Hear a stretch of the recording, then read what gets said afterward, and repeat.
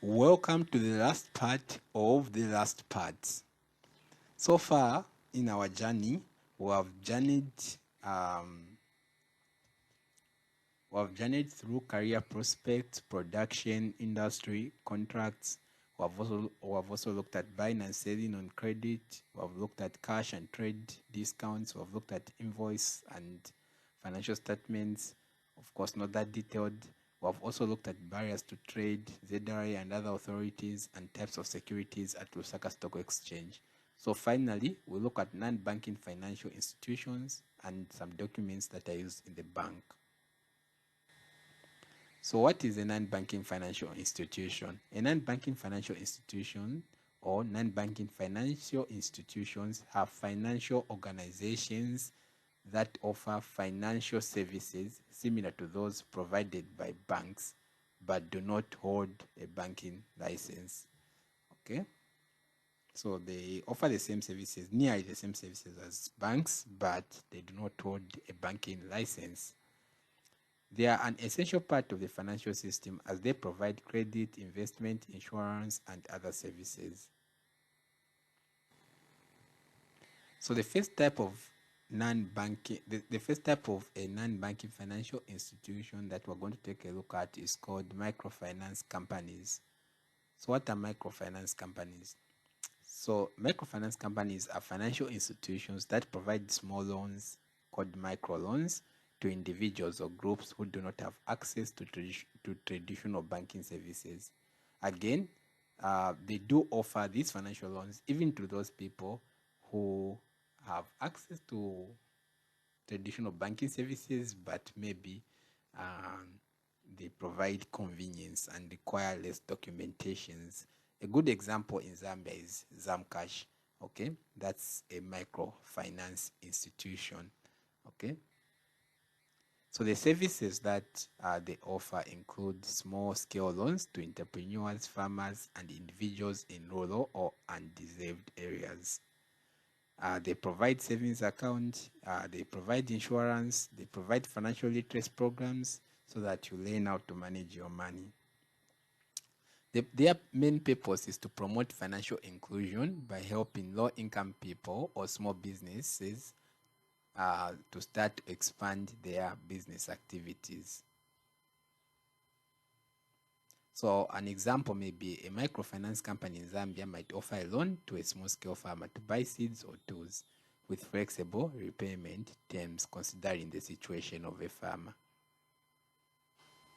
The second non-banking financial institution is Bureau de Change. Okay, so what is Bureau de Change? So these are businesses that exchange foreign currency for local currency and vice versa. If you have some kwacha and you need to buy something in dollars, you can take your kwachas there and they'll give you dollars. Okay, so that's how it works, or vice versa. So some of the services they offer is currency exchange for travelers and businesses dealing with foreign transactions. They also buy and sell foreign exchange at competitive rates. The whole purpose is just to help people who need to change their money when traveling abroad or for business transactions that require using foreign currency. So example situation is if a Zambian traveler wants to exchange kwacha for US dollars, they would visit a Bureau de Change. The next are insurance companies, which we discussed when we were studying insurance. Okay, so the definition of an insurance company is these are insurance companies that provide protection against financial losses by offering insurance policies for various risks.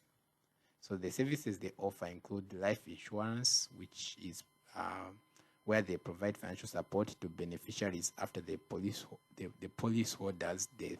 Okay, all these we discussed them in details. We're just revising here. There's health insurance, which covers medical expenses. There's motor insurance, home insurance, property insurance, etc. So the whole purpose is just to protect individuals and businesses from financial losses due to unforeseen events like accidents, illness, theft, or natural disasters. So all these we discussed in details. Okay, yeah, but I just wanted to make it known to you that it is an example of a non-banking financial institution. So an example scenario is a Zambian family may purchase life insurance to ensure their children are financially supported in case of the policyholder's death. Next, we have a clearing house, which we also discussed when we were doing banking. Okay, so the definition is simple. A clearing house is just an institution that facilitates the settlement of financial transactions between bankies. Okay, sorry, between banks, not bankies, between banks. So in a nutshell, the services they provide include ensure that payment for transactions are processed accurately and efficiently. They also clear and settle transactions between banks and financial institutions. They help reduce the risk of defaults in transactions by acting as intermediaries. So their main purpose is just to ensure smooth and secure payment processes in financial markets.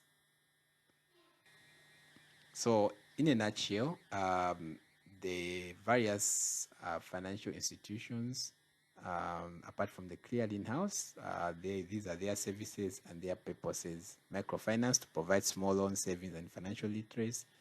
And the purpose is to, the original purpose is to make sure that there is financial inclusion for undeserved groups. Then we have the Bureau de Change, which of course is focused on currency exchange services with the purpose of facilitating currency conversion for travelers and businesses who deal with foreign currency. Then there's also insurance companies which provide life, health, and other types of insurance policies, and they protect against financial risk and losses. And we have the clearing house, which which is in charge of settling of transactions between financial institutions, to be specific, banks. Okay, and they ensure accurate and efficient settlement of financial transactions. So these are more like revisions. Most of the things are not new. Okay, yeah. So let's just now conclude by taking a look at types of documents used in the bank, and as you'd expect, some we already discussed them. The first is a bank statement, which is basically an official document that is issued by the bank that shows all the transactions, that is deposits, withdrawals, fees, etc., on a specific account over a period. Okay, so when you're doing banking, we mentioned that a customer has the right to access their bank statement. Okay, so this bank statement is just an official document that shows all your transactions that you did using your account. Okay, the purpose is just to help the account holder keep track of their financial activities and balances. So the information that is contained on a bank statement includes the account number, the transaction details, the dates, the balances, and the charges. So an example situation is a Zambian bank customer receives a bank statement every month showing all deposits made, expenses, and the ending balance. Next, we look at a pay-in slip. So a pay-in slip is a document used when depositing money into a bank account. The purpose is that it serves is to serve as proof of deposit, showing the account details, amount deposited, and the date of the transaction. Okay, the information that is contained on the pay-in slip include the account holder's details, the amount being deposited, and the bank's signature or stamp. So example situation is when depositing cash or checks at a Zambian bank, the customer fills out a pay-in slip to confirm the deposit. Next, we have a withdrawal slip. Okay, so as opposite to the pay-in slip, a withdrawal slip is a form used to request the withdrawal of funds from a bank account if you want to get money from the bank account.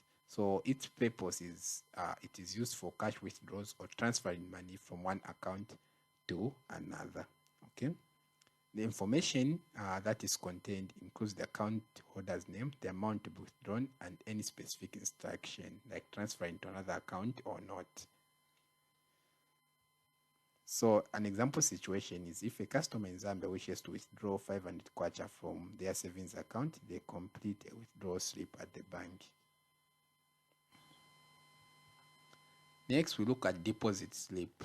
So a deposit slip is used to deposit funds, which is cash or checks, into a bank account. Okay.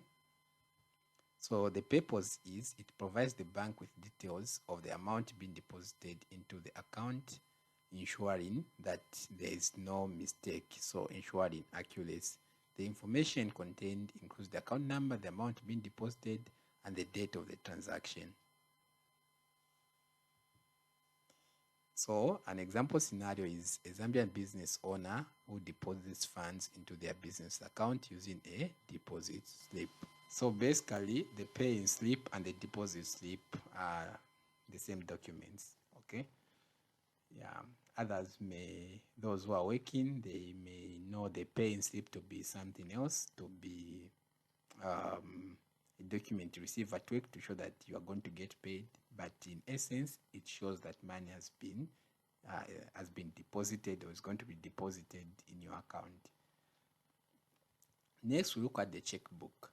So a checkbook is a booklet containing checks, okay, that allow the account holder to make payments directly from their bank account. Okay, the whole purpose is it is used to make payments for goods or services or to transfer money to someone else's account. The checkbook, we discussed it already, so these are revisions. The information it contains is each check contains the account holder's name, account number, amount in figures and words, and the bank's details. And you know what would happen if the amount in figures and words are not the same. The check is going to be dishonored. So an example scenario is a Zambian customer can use a checkbook to pay for services or make large payments that cannot be done through cash. Finally, we look at the ATM card. I know we call the ATM card and the actual ATM machine as ATM. Okay, there's no such a thing as ATM machine. The ATM is the machine. Then there's the ATM card, which is the card we insert in the ATM. Okay, remember ATM is automatic teller machine, so you can't say ATM machines. It is just ATM. Okay, then there's the ATM card now. Okay, so the definition is it is a physical card issued by the bank which allows the account holder to perform transactions at ATMs. The purpose is it can be used to withdraw cash, check balances, transfer funds, or deposit money. The information it contains is it contains the account holder's name, but not all of them, especially the new ones, like for Zanaco, they don't have the account holder's name. They can contain account number, a magnetic strip or chip, and a pin for security. So an example scenario is a Zambian customer uses their ATM card at an ATM to withdraw cash from their savings account. I'm pretending that I haven't seen the word machine here. Yeah, so a Zambian customer uses their ATM card at an ATM to withdraw cash from their savings account. So basically, this is the use of the ATM. Okay, enough of these revisions and of these finales, and enough of commerce. So if you have been following topic by topic, then I'm assuming this is time to start going through past papers as you prepare for your distinction. Wishing you all the very best.